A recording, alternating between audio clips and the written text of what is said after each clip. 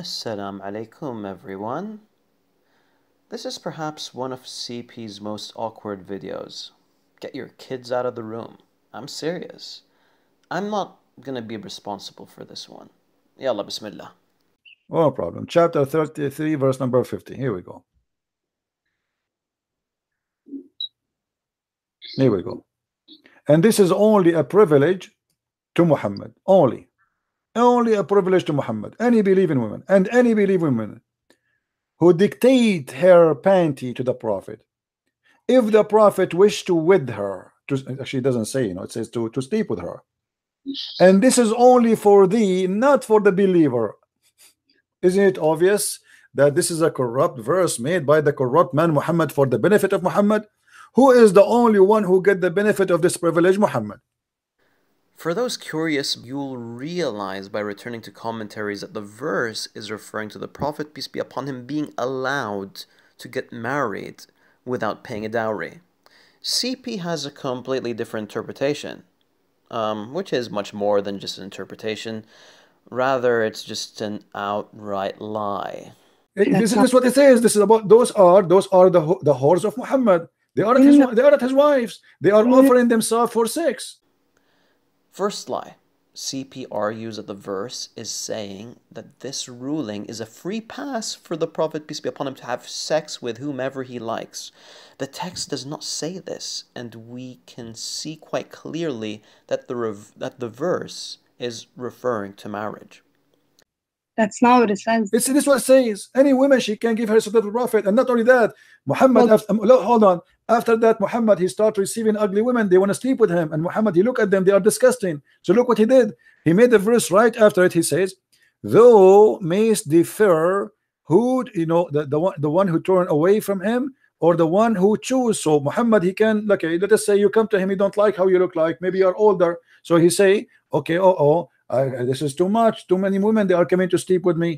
So what I will do now? So he made a verse says that Allah told me I might choose and I might delay the one later. So Muhammad here is giving himself more excuse to use and abuse women, because there's many ugly women. They start coming to Muhammad, and the reason they want to sleep with him, because if they sleep with Muhammad, they will be considered as women of Muhammad, and that means they will have a free food forever.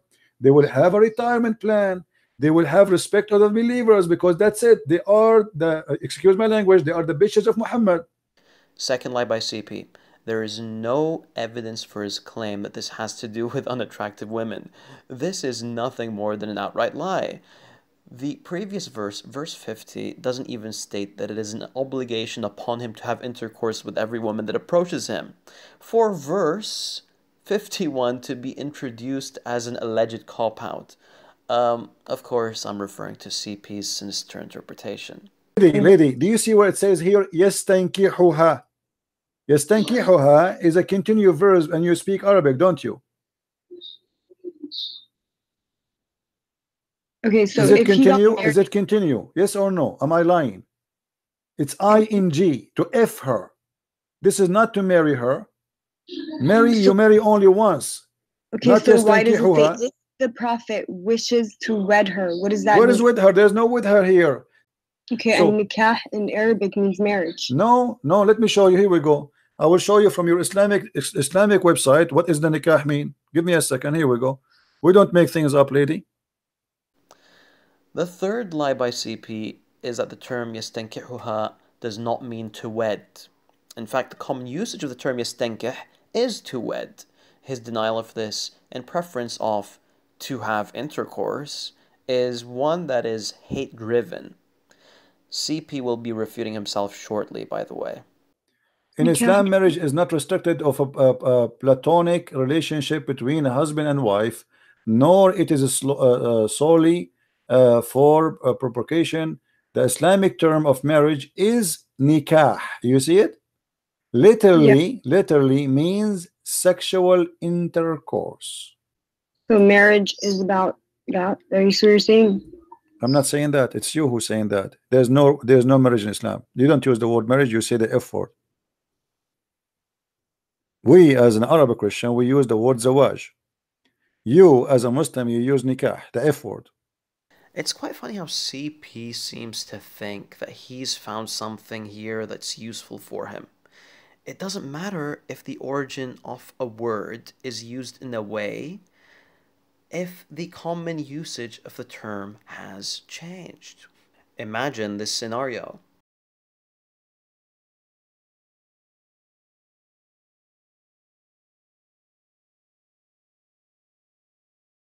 A contracting company purchases a crane for $100,000.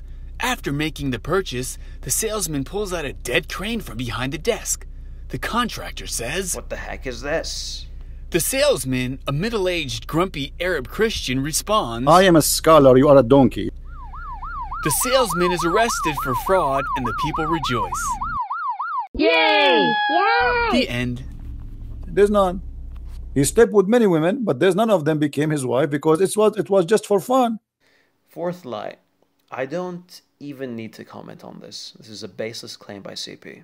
Let us say you are walking. I'm not insulting you, by the way. Don't take it as personal. Let us say you are walking in front of Muhammad and he saw you, he liked you. According to Islam, if his eyes fell onto you, which means he saw you, he liked you, your husband, he have to divorce you immediately so Muhammad can sleep with you. قال ابن العربي. Let us see what قال ابن العربي. This is Quran interpretation for that verse. Read. You know Arabic, that will make it a lot easier for me.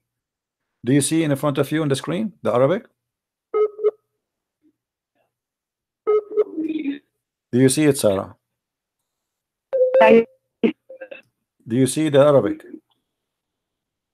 I see it. Okay. Does it say إذا وقع بصره على امرأة وجب على زوجها طلاقها وحل له نكاحها?